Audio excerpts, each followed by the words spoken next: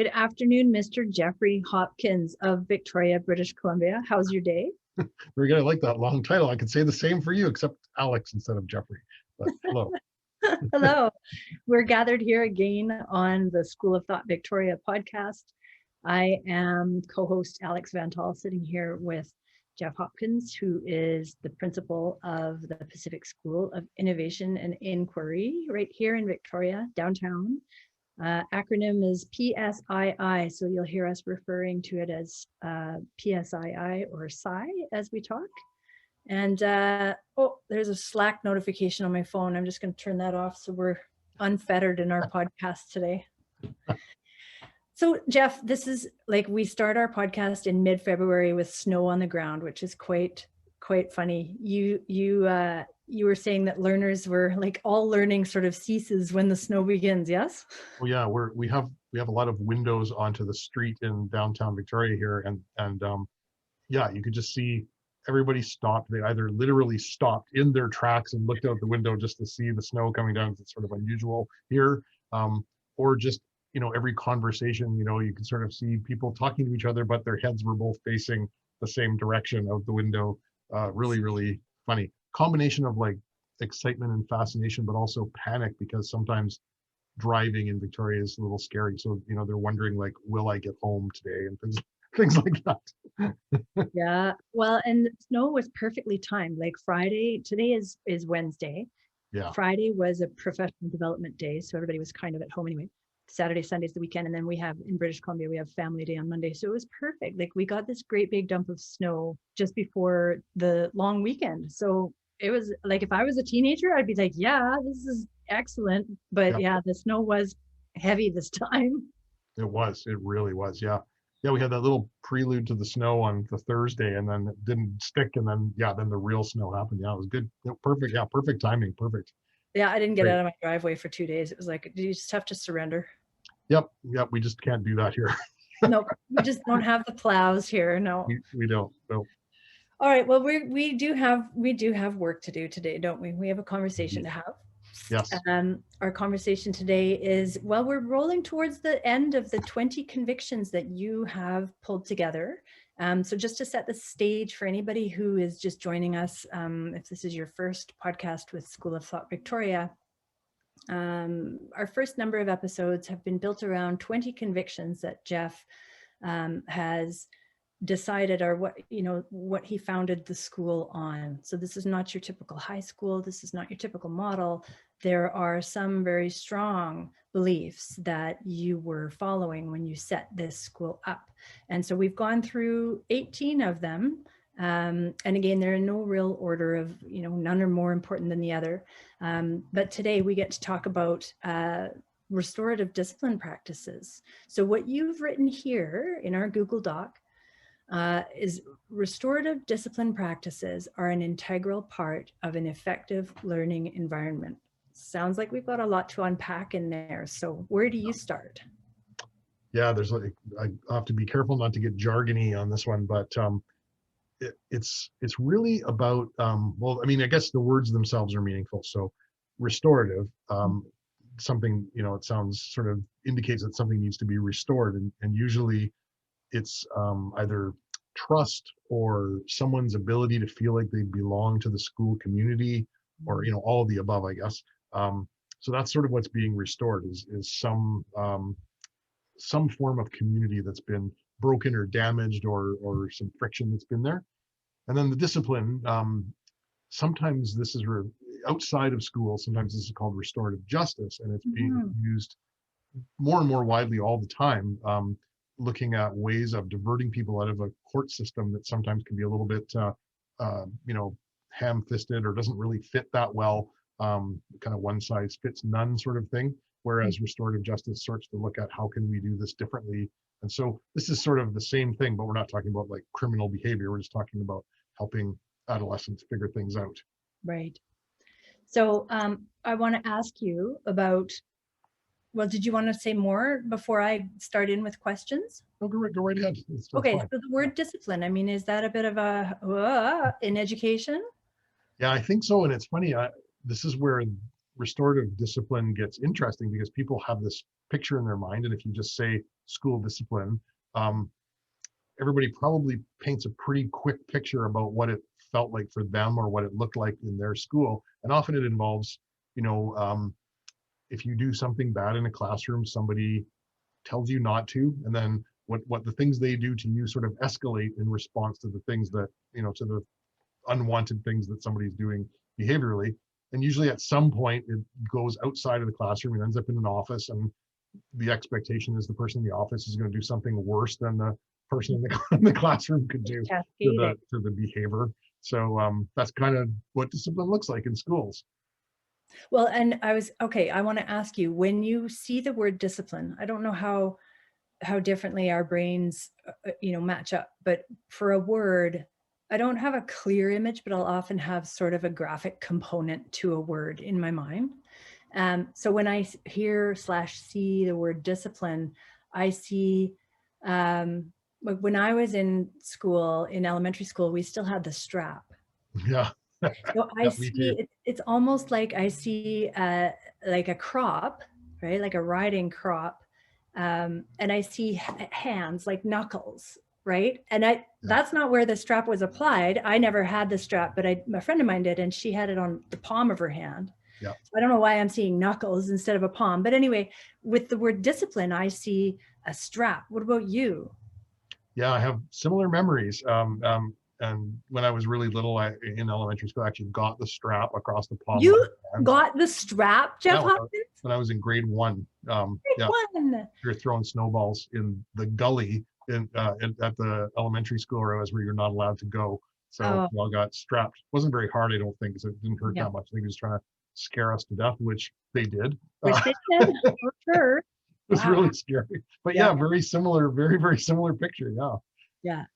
But of course, discipline doesn't have to, I mean, I actually still use the word. It's a better word than punishment, right? I mean, punishment has like a single connotation.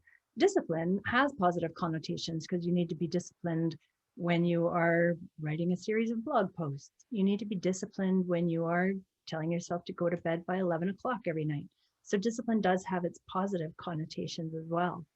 Absolutely. And punishment is actually an interesting word because it actually, part of its definition is that the behavior changes as a result of it. And quite often when we do what we call punishment, it doesn't. It makes it go either underground, or somebody figures out a way around, being caught, the being caught part.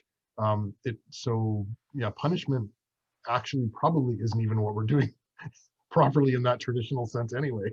So with restorative discipline, you are looking to create a change, but you're looking to bring forward, a positive change. Yeah.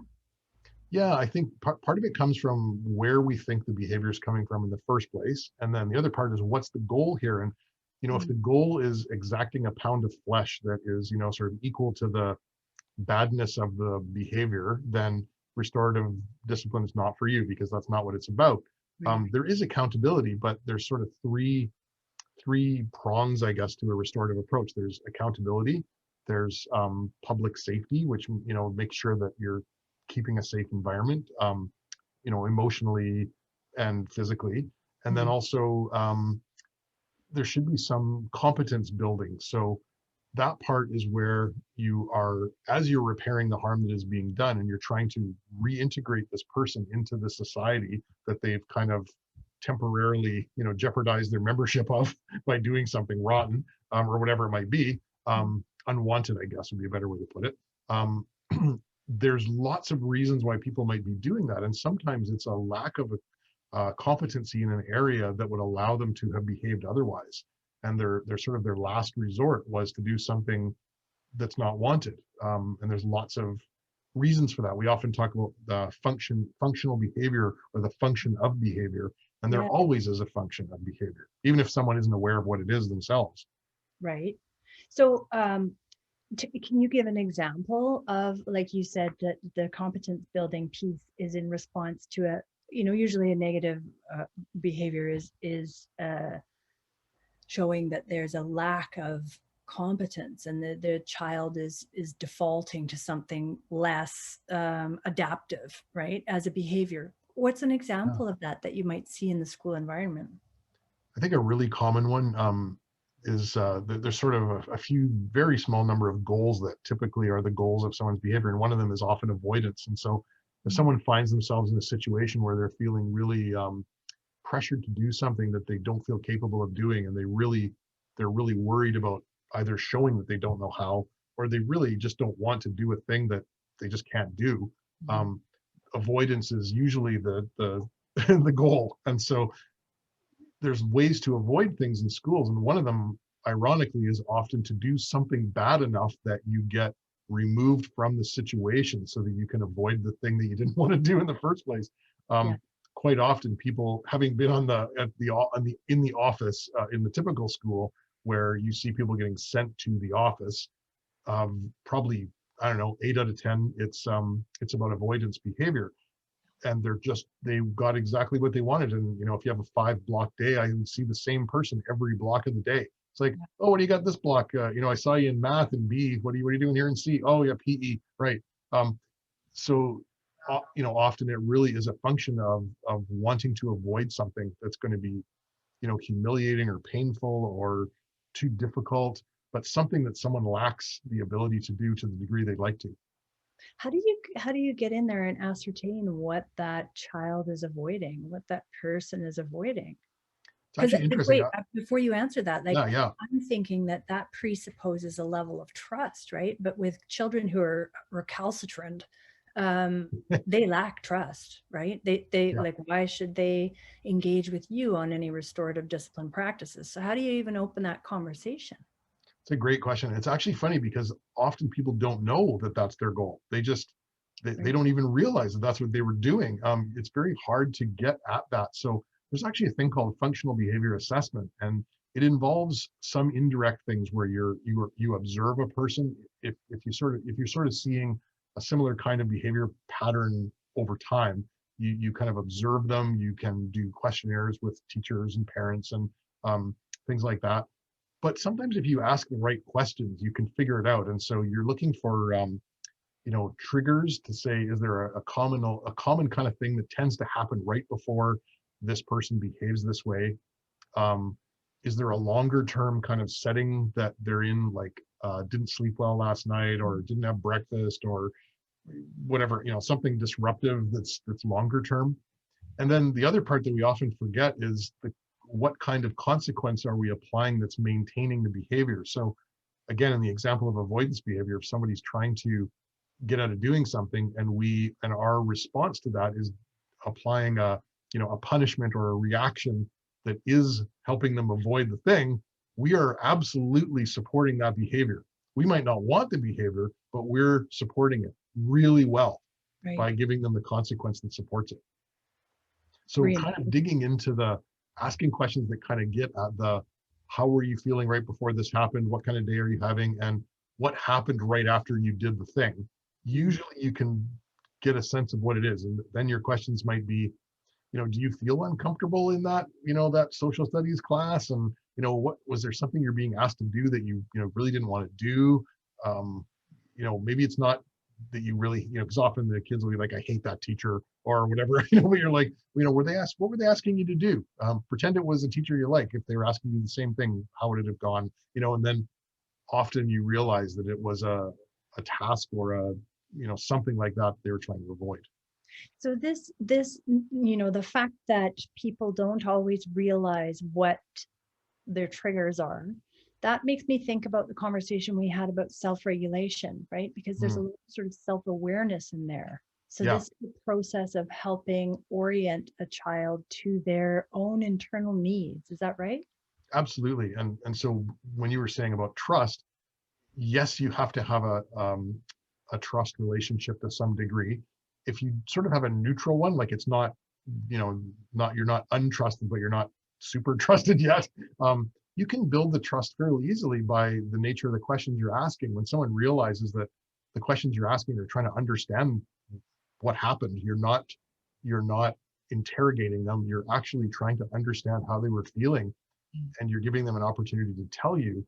That trust comes pretty quickly because they'll find out right away that you're sincere based on sort of what you do with that information. So but yeah, helping somebody understand themselves is really a pretty big deal. Mhm. Often they don't. And then again, if our questioning is about trying to understand, not just trying to gather information to figure out how big of a stick to use, Yeah.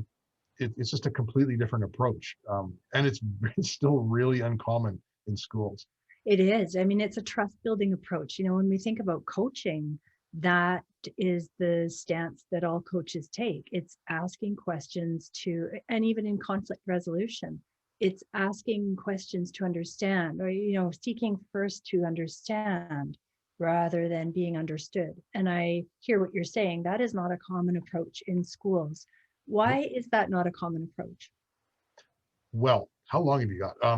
So I think there's a few reasons. I think the main two reasons are a lot of people, when they look at behavior and discipline, they are kind of stuck in a very old and never worked paradigm of reward and punishment. You Yeah. reward good things and you punish bad things. It doesn't work. It's never worked. We just seem to pretend that it works, and it's simple, so we kind of like it. Um, I Well, think wait the a other. minute. Hang on. Hold on. Okay, okay, I got to stop you there because it does okay, work. I mean, it okay. does work. I raised toddlers, right? And so reward punishment does work. But Toddlers, yes, toddlers, yeah. okay. I think So, after that, it starts to get simplistic. I think, um, we can't punishing somebody for something that they can't do anything about is starts to become cruel. And you don't usually start to get the effect that you're looking for. You can make someone feel bad about something, but if all you're doing is putting yourself in a position of authority where you are essentially um, catching people doing bad things, and then you are the applier of the consequence, sort of an artificially pasted on consequence. mm, um, that person's energy is likely going to go towards not being caught, not yeah, telling you things. I worked with a lot of schools when I was a safe schools coordinator for the Ministry of Education here, and the code of silence is usually what you get, where people know if they tell people things, there's going to be bad consequences that are going to be kind of arbitrary in nature often, and sometimes unfair, and people know that, and adolescents especially have an incredible sense of fairness, yeah, generally speaking. And if they think something unfair might unfold, they're not going to tell you. And so the code of silence is strong. We dealt with a boy who was actually younger than an adolescent. He was in grade 5 in the United States, in Washington State. This was around the time when schools were using zero tolerance policies for everything. Um, Zero tolerance sounds really cool, except it's like, okay, you don't tolerate it. What are you going to do about it? And so zero yeah. tolerance often meant like kicking a person out forever.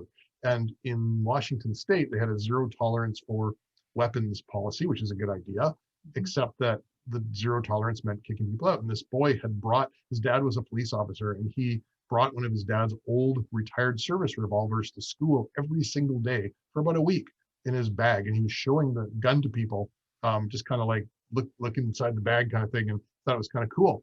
One day his dad found out that he had this gun driving to work and driving to school, and was like, oh my gosh, and stop everything. And he asked, what are you doing? He said, oh, I've been taking the gun every day and showing people. So he went in to talk to the teacher and to the principal about it. And of course, as soon as they found that out, they just looked in their policy book and went, our policy book says zero tolerance, bye. So this grade 5 boy, that'd be the end of his educational career.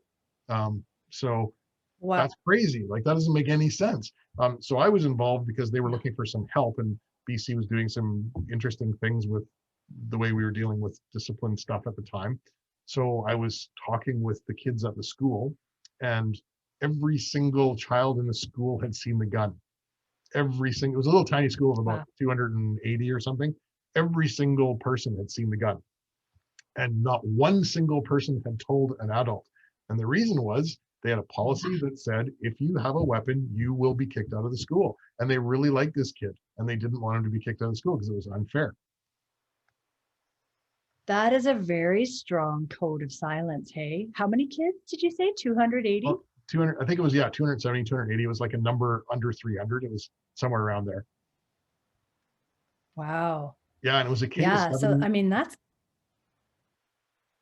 yeah, that's very significant. I want Yeah. to ask about what you said, punishing someone for what they can't control. And Hmm. I think Um, I think that happens a lot because teachers are not all educators. I won't just say teachers. I mean, people who are supervising on the playground, people who are the patrol, the crossing guards, administrators, don't always have what I think is required learning, you know, developmental psychology. I know you're supposed to have a couple of courses in psych Yeah, in order to do your teaching degree. yeah, However, I can't remember whether you need developmental, right? But I think yeah, you not need a necessarily. few different types of developmental psychology in order to understand the brain and the way the brain changes over time. Um, and how, yeah, especially in adolescence, right? When kids are like that whole reshaping of the prefrontal cortex, and sometimes they just do things that don't make sense and they don't even know why they do things, right? And so what we perceive as bad may be not necessarily involuntary, but just really ill-informed, not understood. But I think a lot of the time teachers take it almost personally, right? Like a Yeah, child's behavior is an affront against me as an adult.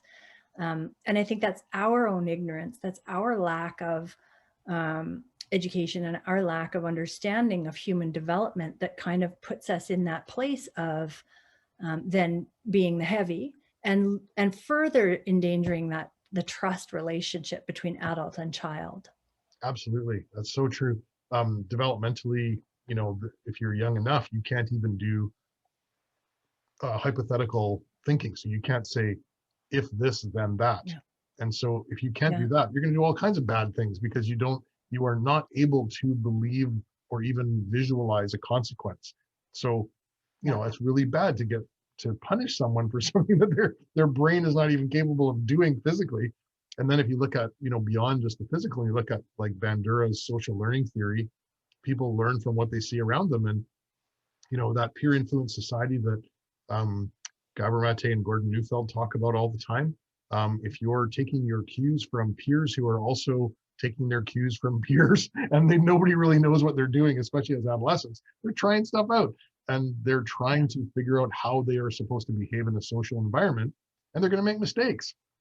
So it's not about punishing; it's about teaching. And you know, I always say this, but if all a school was really about was learning, it would be Mhm. great. I mean, that's really what we're supposed to be doing. And if we really did that all the time, it would be great.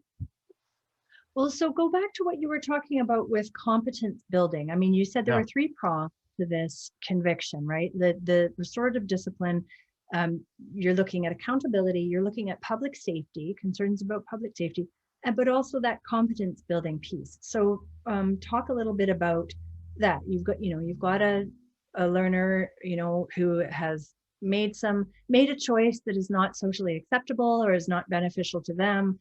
They're missing something, and so what do you do with that?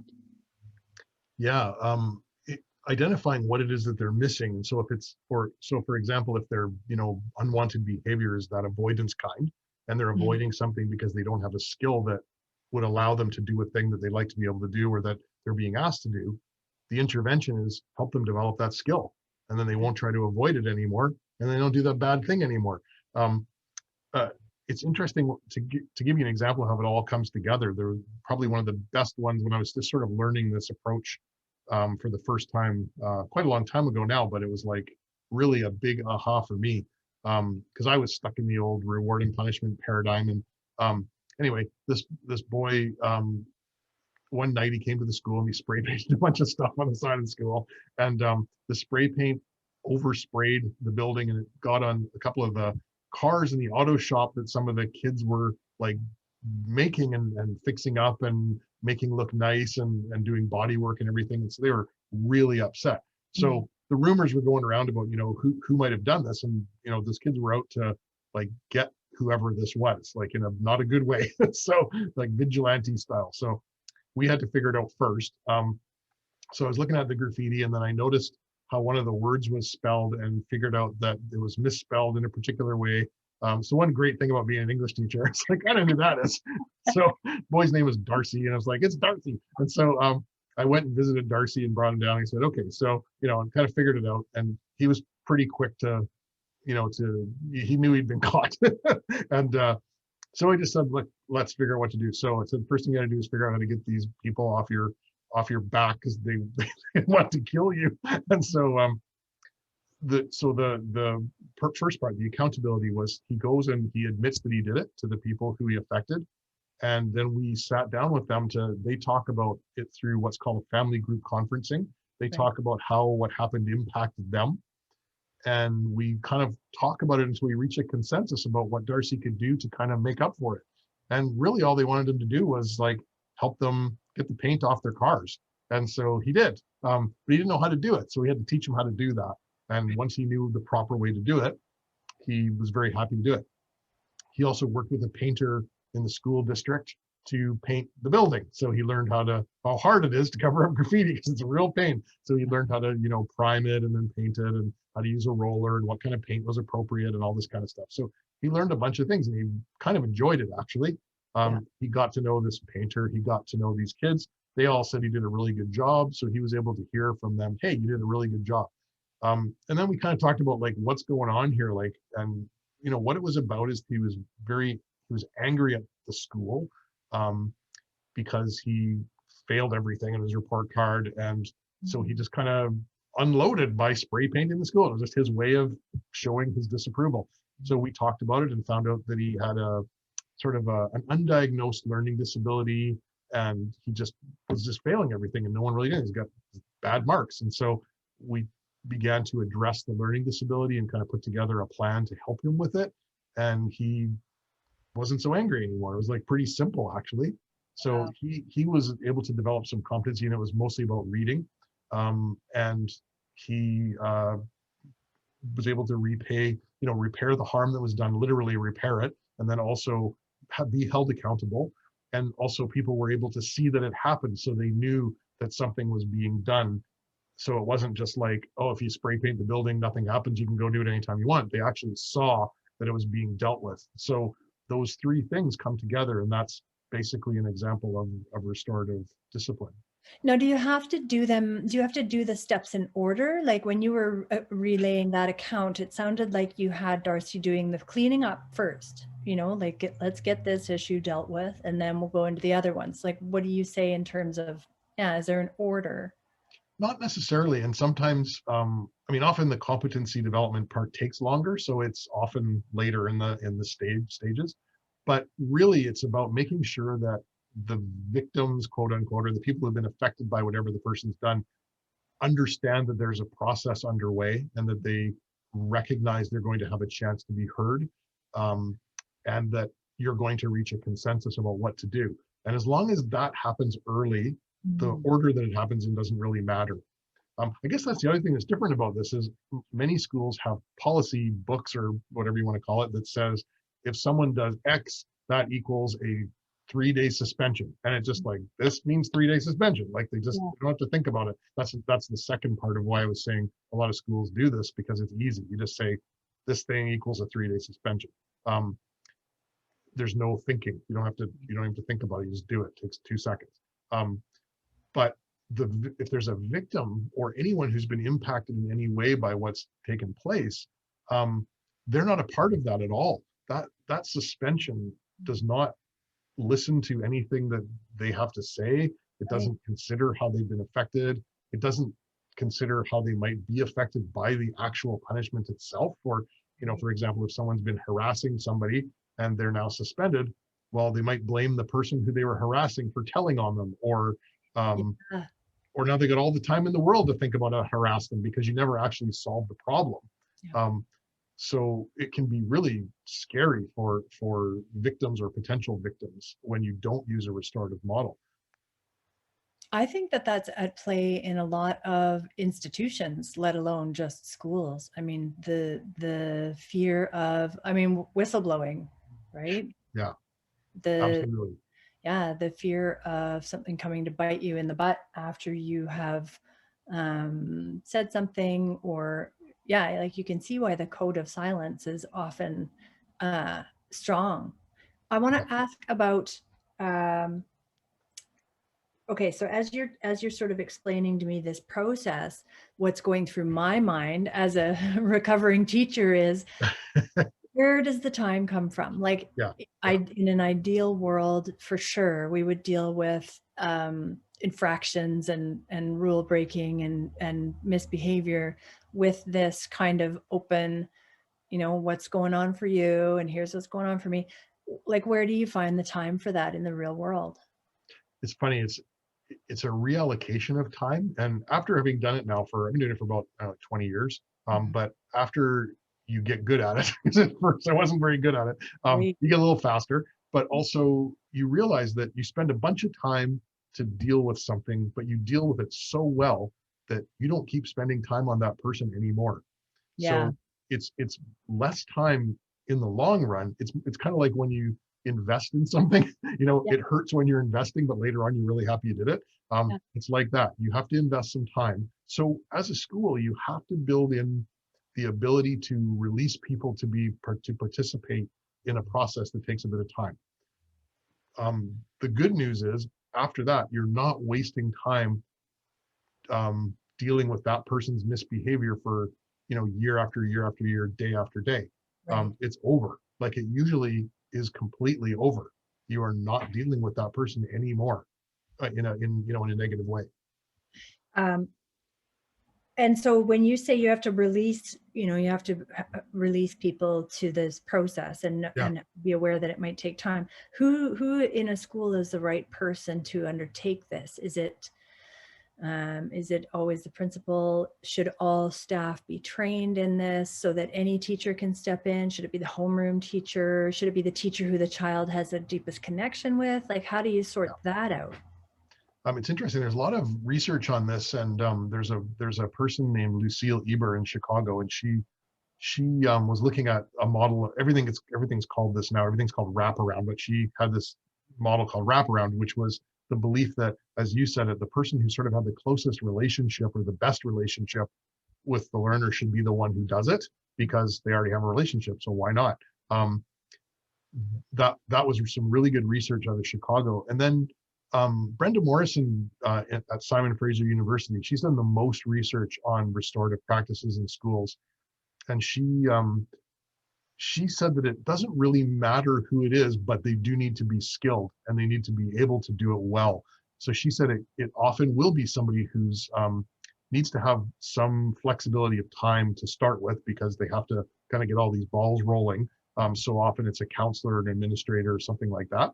But she said that if it is a teacher who's sort of able to do this and really wants to, you can build in time to relieve somebody kind of quickly by having things like some larger schools have like sort of a floating teacher on call kind of a thing to be ready for things that you just know are going to come up like that day. Someone's going to be away, we just don't know who it's going to be, and they're available to do things like that. Or just building in a culture where you can cover things. You have kind of a contingency plan to just get something going, maybe even just for 10 or 15 minutes to give a person a little bit of time to get the process going.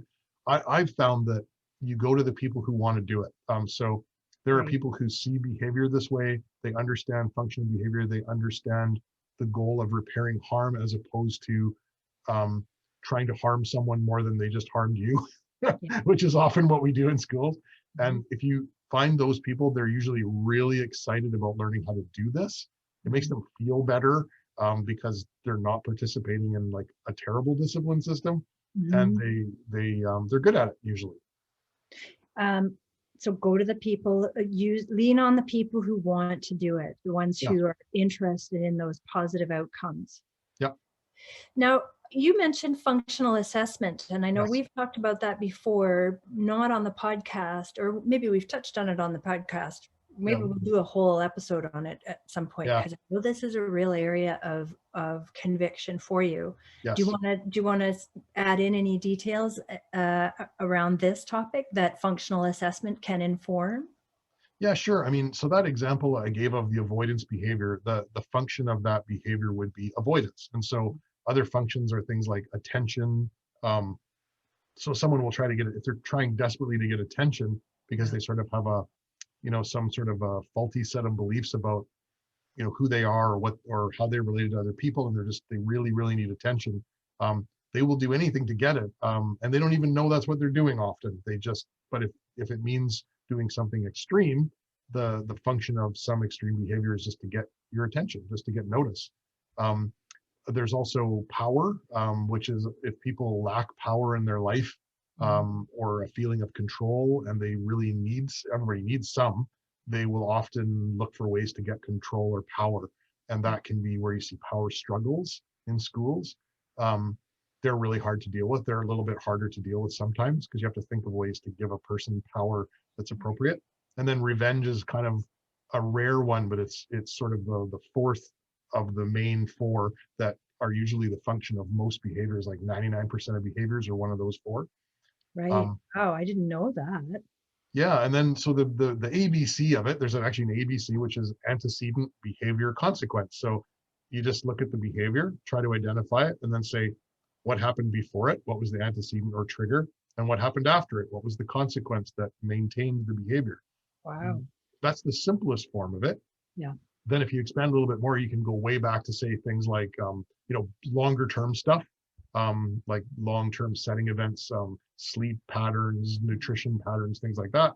And then outside of that, when you're trying to help the person make the change, you can say, is there a way I can help them meet this goal temporarily that's kind of acceptable? So for example, if they go off the rails because it's time to do math, they're going to do something bad because it's time to do math, and it's avoidance time, and their pattern is to do something bad enough to get sent out into the hall so they don't have to do math. You can say, hey, it's math time. Did you want to do something different today for now? And they go, Oh, yeah. that would head everything off. Yeah, it's over. Like they don't have to be bad. So temporarily that works. Now, hopefully at some point you'd like to help this person do math. And I shouldn't pick on math, but often it's the one that comes up. So that person over the long term, you want to develop a strategy to help them be able to feel more confident in math, and that can involve all kinds of things. But temporarily you do sort of an alternate pathway to what they're trying to get. So yeah, and what you just said, you have that's a temporary measure, and over time you have to sort of put some building blocks in place to carry them from where they are with their basic lack of skills to the place where they are feeling more centered and more like they have an internal locus of control. So I would imagine for all of those bits of functional assessment, like attention, avoidance, power and control, and revenge, those are sort of the four main areas you were identifying. You would have to, as the adult, as the guide, you would have to sort of create a plan, wouldn't you? Like I'm thinking of a child who needs attention. And I, when I was in my early to mid career, there was a child who I remember who didn't like French, but also didn't like a lot of subjects, right? And so I was teaching him French, and it was like my default was to boot him out of the classroom because I just didn't have the tools to, I mean, I hadn't been trained in restorative discipline. So I would boot him out of the classroom, but he was wanting attention. But attention, I mean, that's something that every human wants, and that's going to take time to address, right? That's right. So with restorative discipline, we are accepting that there are going to be, it's going to take a while to put programs in place to support children as they grow. Yeah, if we're looking at those kinds of behaviors and those functions of them, then yeah, for sure, they're going to take a while. But interestingly, you develop a hypothesis first to say, I think it's attention. And you, like, based on all this information I've gathered, I think it's attention. And then you test it by saying, let's test it by giving them attention in a way that, not waiting for them to do something terrible, but giving them attention when they're doing, like, that whole catch them being good thing. Just give them tons of attention otherwise. So it helps them, first of all, break down this mindset that they always need attention, but, give them some and see what happens. And usually that's a good way to find out if you're on the right track.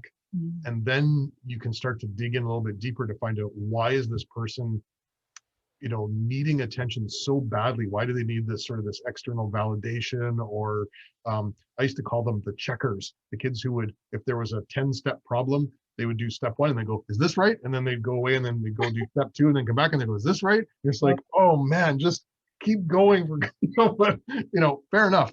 But that's an attention seeking behavior. And it's about some, extra need for external validation. And often it's because they don't get validation other parts of their lives or whatever it might be. So test the hypothesis and then start to build a plan. That takes practice, but there are strategies online to say, here's the four functions. What are some good strategies when attention is the function? And they're all online. There's thousands of them. Good. I was actually going to ask, I wrote a little question here. Where can people go for more info? Like off the top of your head, if you don't have a website at the ready, even what are the search terms that people can use to find more tools on this? If you put 4 functions of behavior, you will find everything. And the main researcher, psychologist who kind of put these together in such a beautiful, succinct way is named Dreikurs, and it's Dreikurs. And he did most of the heavy lifting on this one. So if you use that name, you'll also find all kinds of things. Yeah, those are probably the best ways to do it. If you say, 4 functions of behavior, you'll find it. That's a great place to start.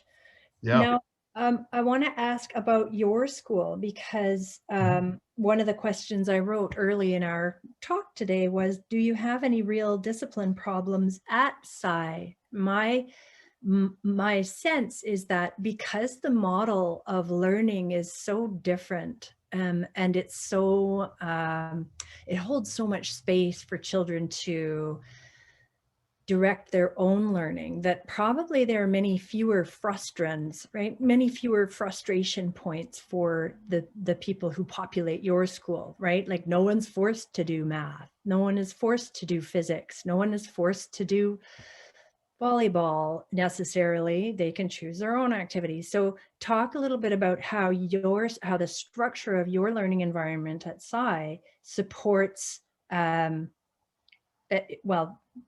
keeps you away from having to apply restorative discipline. Yeah. Well, it's interesting. We do have, as you said, we had a lot of things off of the past by just not creating those frustrations in the first place. Now in BC to graduate, you're going to do some math, you're going to do some reading. So, but rather than having to do something terrible that we have to figure out as avoidance behavior here, you just avoid it. So we just say that person's avoiding math. And so they just don't do math. And so we can talk to them about it and say, hey, is there a reason why you're, can we help you with this? And then it's really quick and easy to find out. So you get right to the helping part immediately without having to go through the discipline part.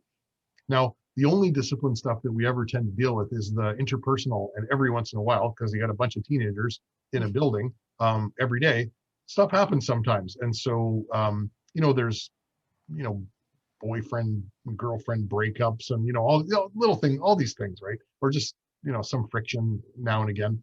So that's where we will apply restorative practices, and it'll be very much like a conflict resolution sort of style, but stating what's happened, stating, how does it look from each person's perspective, what harm has been done, how is it affecting the whole community of the school, and then coming up with a consensus about what we're going to do about it. So it's not, me saying I'm going to do this thing to you and I'm going to do that thing to you and you better not do it again. It's like, what are we going to do about this? Let's figure it out. And it's great. I did one a couple of weeks just before Christmas, and it was just this small group of people that were just kind of rubbing each other the wrong way, and we just had a really good conversation, gathered information, and then talked about it and came up with a consensus. And we just checked in on it the other day to say, okay, it's our 1 month check-in. How's it working? And everyone's like, great. It's like, okay, good. So like, it's fine. Was that a conversation you had with the whole group, all parties involved? Yeah, I just brought everybody back together. We had a date set and just said, we're going to visit on this day. Brought everybody together and said, how's it going? And they said, fine. Is there anything we need to change? Nope. Okay. Fantastic. Yeah, it's really nice. And now, is there anything in restorative discipline that is reliant on the child, the individual, creating their own plan their own go forward plan, or does that usually, there needs to be adult steering in there? Yeah, there does. There usually does need to be some steering, because quite often they're if they could have figured that out, they would have. So Right. and sometimes, and this is the so Brenda Morrison, whose name I mentioned, she's a researcher on this. She has a concept that's in the literature about restorative justice called reintegrative shame. And it's a really tricky word, because it's not shame like you're ashamed of yourself. It's got more of a sort of psychological connotation, which really just means you have a feeling in you that you're not a full-fledged member of your community because of something you've done. And so the reintegrative shame is about having that feeling, which is essentially remorse, and Mhm. wanting to do something about it. If the school doesn't give the person an opportunity to do something about it, you're actually withholding their ability to rejoin their community. So if you just hand out punishments, you're not really giving them a chance to participate in something that helps them feel like they belong to the community. In fact, you're pushing them out. If you look at the FBI's major paper on school shootings in the United States, and this is an extreme thing to talk about here. This is not, your typical discipline, but the one common denominator, or there are two common denominators in all school shootings that they investigated over a sort of a 10-year period. One was access to guns, because you can't shoot people without a gun. But the other one was that people felt that they were outside of their school society or their school community. That was it. That was the only common factor. And so the FBI said anything you could do to give someone the sense that they could belong to their community, you should do it. Because they said that's it. That's the only common factor. And it's Yeah. in every single one of them. So Yep. yeah, if you can help the person take as much control as possible in that process, the better. Um, but they often will need help. Yeah. Well, and you mentioned reintegrative shame, which, now that you've explained it, I understand the concept. Shame was a word that popped into my mind. I wanted to ask about it because, I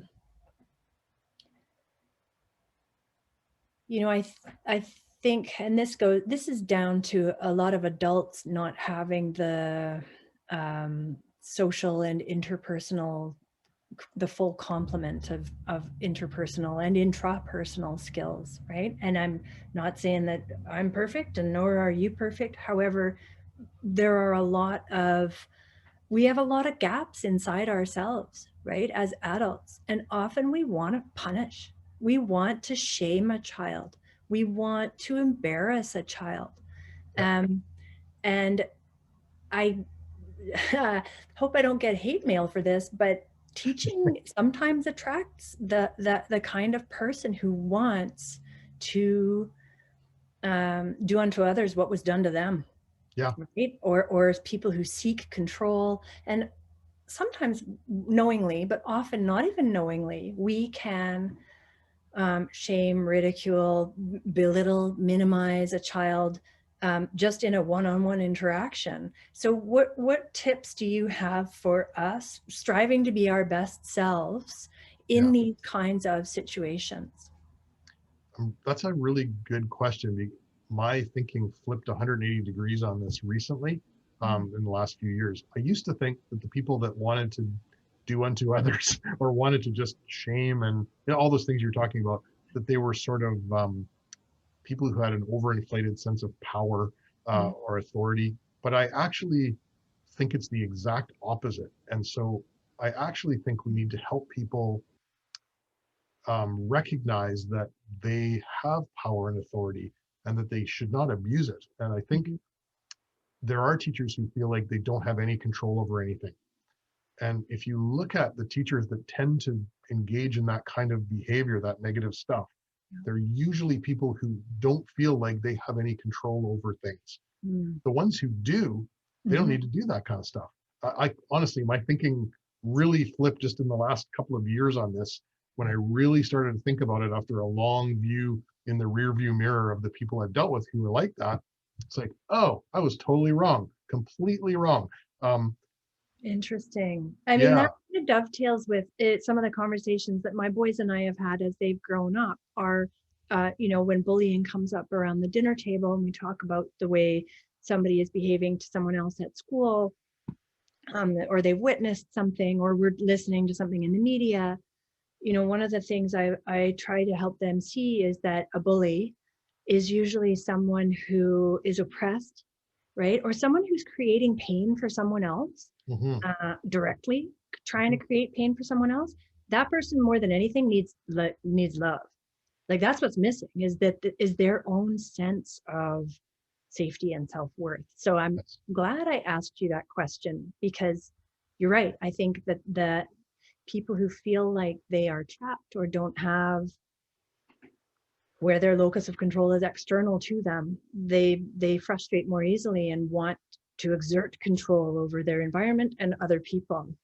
absolutely. So this goes back to some of our other podcast topics about agency and about flat hierarchy. So, again, if you're a teacher in a school where you have a voice, going back to your whistleblower comment, if you're going to be able to bring up anything and talk about it, and you're not going to be reprimanded or demoted or ostracized or whatever, but also that you have agency to make decisions. And you say, right now in this situation, I think this is the thing I should do. There's not a policy book telling me what to do.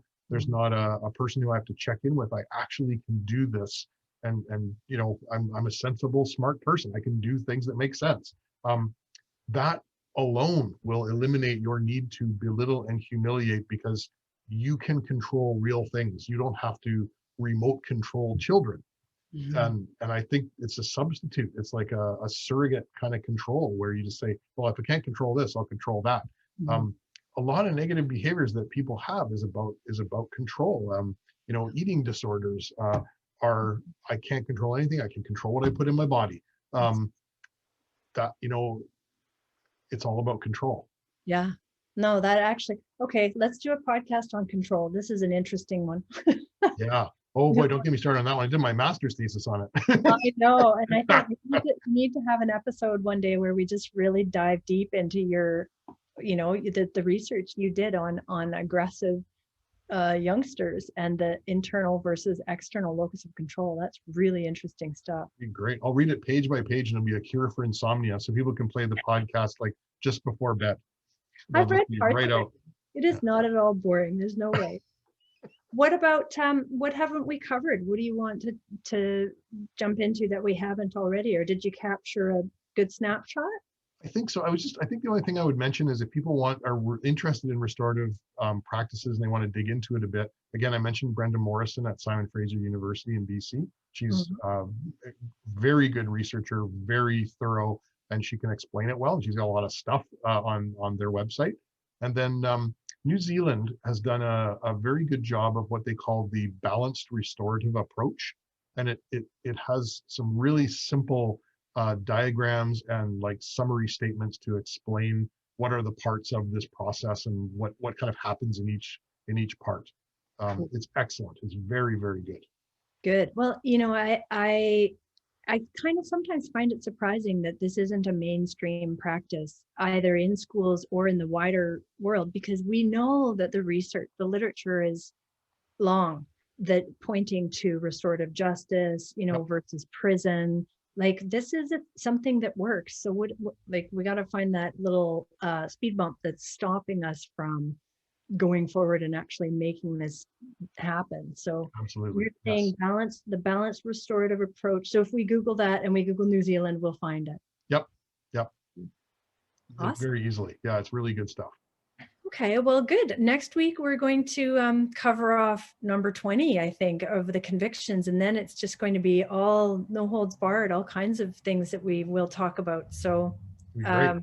Good. yeah, I encourage people who are listening and who are watching on YouTube to, get in touch with Jeff via the school's website, www.learningstorm.org, if you have a suggestion of something that you want us to cover. Or you could email me. I'm easy to find online. Yeah, we're totally open to suggestion, but we got lots to keep us busy in the meantime. Seems like it. We just keep generating 3 or 4 new topics every time we talk about anything. That's right. And we'll have excellent guests on as well coming up. So we've got lots of cool people to talk to. So stick with us. Absolutely. Thank you, Jeff. Yeah. Thanks, Alex.